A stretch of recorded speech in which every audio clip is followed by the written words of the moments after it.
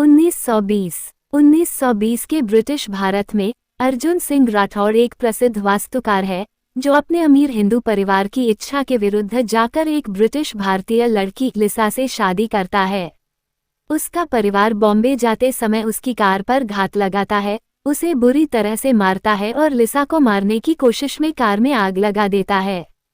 इसके कारण अर्जुन, जो कभी एक गहरा धार्मिक और कट्टर हिंदू था, अपनी मान्यताओं को त्याग देता है और अपनी पत्नी के लिए अपने परिवार को छोड़ देता है। इस बीच पालमपुर में एक अमीर व्यापारी ने एक आलीशान पुरानी जागीर खरीदी है और उसे बुटीक होटल में बदलने की योजना बना रहा है। हालांकि उसके एस्टेट मैनेजर इमके को इस जगह के लिए एक आर्किटेक्ट को बनाए रखने में कठिनाई होती है क्योंकि 2 पूर्व आर्किटेक्ट रहस्यमय परिस्थितियों में मर गए थे।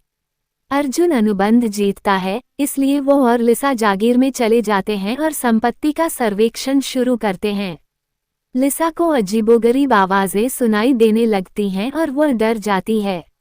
वो अपने संदेह की पुष्टि करने के लिए केयरटेकर बलवंत से पूछती है और वो उसे नकार देता है और संकेत देता है कि उसने शायद ये कल्पना की हो। अर्जुन अपने अनुभवों को उनके हाल ही में भागने की चिंता और इस तथ्य के कारण बताता है कि ग्रामीण इलाका शहर की तुलना में शांत है। जब वह इमके से मिलने जाता है तो वह बताता है कि मनो के पीछे एक सीलबंद कमरा है जहां उसे पहुंचना होगा क्योंकि उसे घर के हर हिस्से का सर्वेक्षण करना है। प्रबंधक तुरंत सहमत हो जाता है और उसे बताता है कि उसे घर के अंदर जो चाहे करने का पूरा अधिकार है क्योंकि मालिक जल्द से जल्द व्यवसाय शुरू करना चाहता था। इस बीच लिसा घर की खोजबीन करती है और सीलबंद कमरे को पाती है, लेकिन अब दरवाजा खुला है। अंदर उसे एक पुस्तकालय मिलता है जिसमें एक सुंदर पियानो और भारतीय शाही पोशाक में एक सुंदर महिला का चित्र है। वह पियानो बजाती है और जल्द ही किसी के देखने की भावना से परेशान हो जाती है। बाद में उस शाम वो और अर्जुन बहस करते हैं जब वो पाती है कि कमरा फिर से सील कर दिया गया है और वो कमरे के बारे में उसके विवरण पर विश्वास करने से इनकार कर देता है। बलवंत को लगता है कि पूर्व में हुई मौतों के कारण लोगों को मनो में जाने की अनुमति देना खतरनाक है और वो इमके पर मनो के अंधेरे रहस्यों से अवगत होने का आरोप लगाता है क्योंकि वह अपने डर के कारण घर में जाने से इनकार करता है। लेकिन इमके उसे नौकरी से निकालने की धमकी देता है और मामले पर उसकी चुप्पी को स्वीकार कर लेता है। सांत्वना पाने की कोशिश में लीजा गांव के चर्च में जाती है जहां उसकी दोस्ती फादर थॉमस से होती है। अपनी चिंताओं और डर को फादर थॉमस को बताते हुए फादर थॉमस उसे भरोसा दिलाते हैं कि वह घर को आशीर्वाद देने आएंगे। इस बीच अर्जुन मजदूरों से लाइब्रेरी के दरवाजे हटवाता है और हैरान होता है कि लीजा ने कमरे का जो वर्णन किया था वह सही था। उस रात बाद में लीजा को एक अज्ञात आत्मा द्वारा लाइब्रेरी में सताया जाता है जहां वह देखती है कि चित्र के नीचे एक नाम लिखा है, गायत्री। अगले दिन अर्जुन कुछ घंटों के लिए विशाल संपत्ति का सर्वेक्षण करने के लिए निकल जाता है और लीजा फादर थॉमस से घर को आशीर्वाद दिलवाती है, जिसके दौरान उसे पता चलता है कि यह जागीर शापित है और अपने अंधेरे अतीत को बरकरार रखे हुए है। उस रात बाद में फादर थॉमस को लैटिन में फुसफुसाती एक आत्मा द्वारा सताया जाता। अगले दिन वो निवासियों को चेतावनी देने के लिए जागीर की ओर दौड़ता है, लेकिन पता चलता है कि अर्जुन लिसा को परियोजना आपूर्तिकर्ताओं के साथ एक उच्च स्तरीय बैठक के लिए कुछ हफ्तों के लिए दिल्ली ले गया है। फादर थॉमस बलवंत से लिसा और अर्जुन को ये संदेश देने के लिए विनती करता है कि उनके लिए घर में रहना खतरनाक है और वह ऐसा करने का वादा करता है। दिल्ली के रास्ते में अर्जुन की गाड़ी को सैनिकों ने रोक दिया, जिन्होंने उन्हें बताया कि सड़क आगे ब्रिटिशों के साथ भारतीय विद्रोहियों की लड़ाई के कारण खतरनाक है। चूंकि अर्जुन समय बर्बाद नहीं कर सकता, वह लिसा को घर पर छोड़ देता है और सशस्त्र गार्डों के साथ अपनी यात्रा पर आगे बढ़ता है।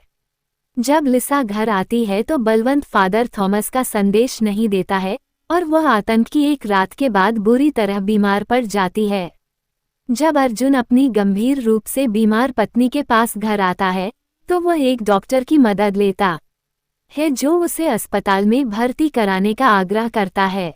फादर थॉमस अर्जुन को ये बताने की कोशिश करते हैं कि लिसा पर भूत सवार है, लेकिन उनकी बात पर विश्वास नहीं होता। अस्पताल में लिसा की हालत खराब हो जाती है क्योंकि अंततः आत्मा प्रकट होती है। जब डॉक्टर और उनके कर्मचारी उसे बेहोश करने का प्रयास करते हैं तो आत्मा सभी को बताती है कि कैसे डॉक्टर ने अपने वरिष्ठ की छोटी बेटी को उसी कमरे में बेहोश करके उसके साथ बलात्कार किया।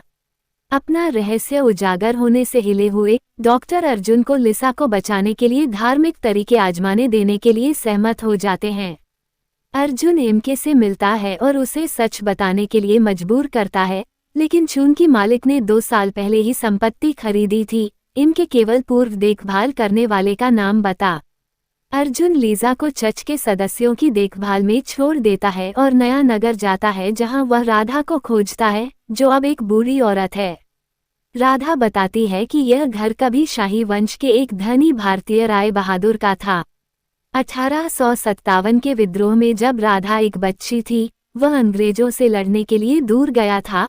अपनी बेटी गायत्री और उसकी नौकरानियों केसरमा और राधा को 2 बूढ़े पुरुष नौकरों के साथ संपत्ति चलाने के लिए छोड़ दिया था। एक रात जागीर के रहने वाले चीख पुकार से परेशान हो जाते हैं और भारतीय सेना की वर्दी में एक आदमी को बुरी तरह घायल होकर लड़खड़ाते हुए संपत्ति के चारों ओर घूमते हुए पाते हैं।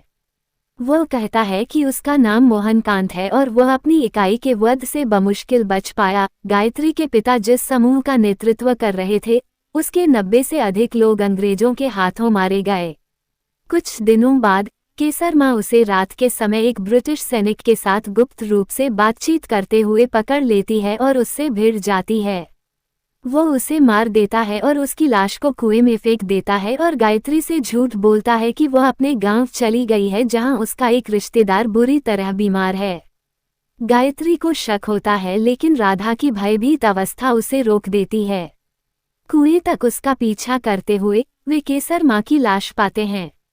गायत्री फिर मोहन के सामान की तलाशी लेती है। उसे यह जानकर बहुत डर लगता है कि वो एक ब्रिटिश जासूस था जो यूनिट की मौत के लिए जिम्मेदार था, क्योंकि उसने अपने कमांडिंग ऑफिसर को जानकारी लीक की थी, भारतीय देशभक्तों को धोखा दिया था और वह उनकी सुरक्षा के लिए अंडरकवर होने का इंतजार कर रहा था।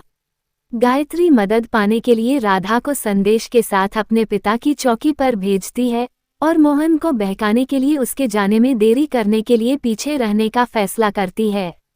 वह पुस्तकालय में काफी देर तक अपने परिचितों से मिलती है, इससे पहले कि उसके पिता अपने सैनिकों के साथ आते हैं और मोहन को उसी कमरे में फांसी देते हैं। वो उसकी आत्मा की प्रतीक्षा करते हुए मनु को परेशान करने की कसम खाता है ताकि वो उसे अपने साथ नरक में ले जा सके। राय बहादुर अपनी बेटी के बलिदान को स्वीकार करने से इनकार कर देता है, कमरे को सील कर देता है और एक गद्दार के साथ सोने के कारण परिवार को शर्मिंदा करने के लिए उसे अस्वीकार कर देता है। उसे उसकी दादी के पास भेज देता है जहां वह 18 नवंबर 1896 को अविवाहित और अकेली मर जाती है। अर्जुन का अनुमान है कि यह वही रात थी जब लिसा का जन्म हुआ था। वह घर में लिसा के अनुभवों पर अफसोस के साथ विचार करते हैं और बताते हैं कि उनकी पत्नी ने उन्हें कई बार ये बताने की कोशिश की थी कि घर में कुछ गड़बड़ है, लेकिन उन्होंने उसकी आशंकाओं को निराधार और मूर्खतापूर्ण बताकर खारिज कर दिया था और फिर घर लौट आए। फादर थॉमस अर्जुन से कहते हैं कि अब उनके पास आत्मा को निकालने के लिए 24 घंटे से भी कम समय है, क्योंकि अगला दिन अमावस्या था और उस समय आत्मा लीजा की आत्मा पर पूरा नियंत्रण कर लेती और इस तरह उसे मार देती। वह भूत भगाने का सुझाव देते हैं।